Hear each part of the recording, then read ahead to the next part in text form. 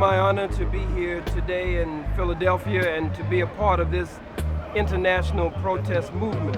An international protest movement geared toward freeing all political prisoners on death row, with a primary focus today on the freeing of our brother Mumia Abu-Jamal, and to pressure and press, and agitate and irritate the oppressor and the enemy to make sure that there is a new trial.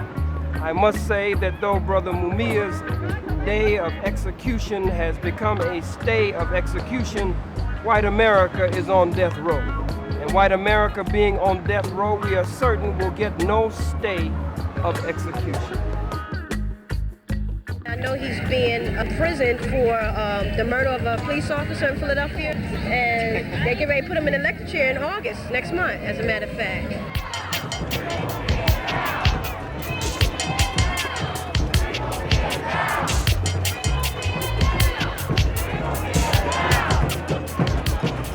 Someone told me about Mumia, and I called my grandmother up and I said, Grandma, you know, there's this guy named Mumia. He's a journalist, a former Black Panther. You know, he's like unjustly put in jail. They signed the death warrant for him, you know, on August 17th, Marcus Garvey's birthday, and I was just devastated. I'm glad to see all these people out here. There are like 10,000 people out here today.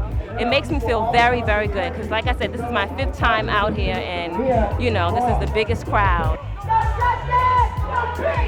He sat back. He was an activist journalist. He took the uncommon stand. He made a difference, and he dared to speak up. That we didn't get where we were today because people sat by and didn't struggle. These people haven't been accommodated because somebody didn't put their body on the line and gotten killed or gotten hurt or gotten bruised. That the facts of injustice in Mumia's case only bespeak of a criminal justice system in this country that systematically railroads Black people to prison and to death row.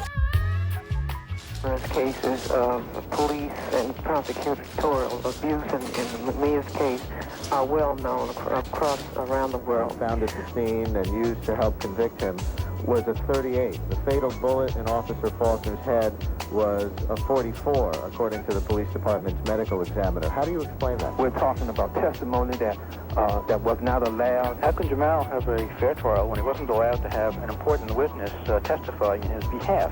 Jamal wanted Wachtel to testify at the trial that there was no confession.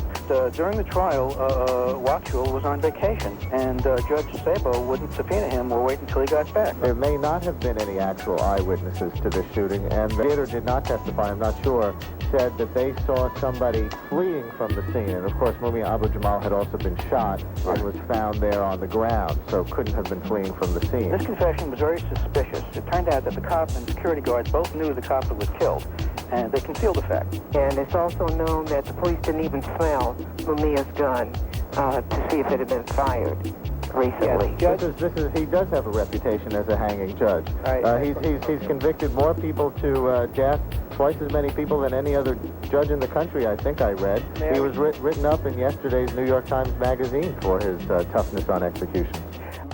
From death row, this is Mumia Abu-Jamal.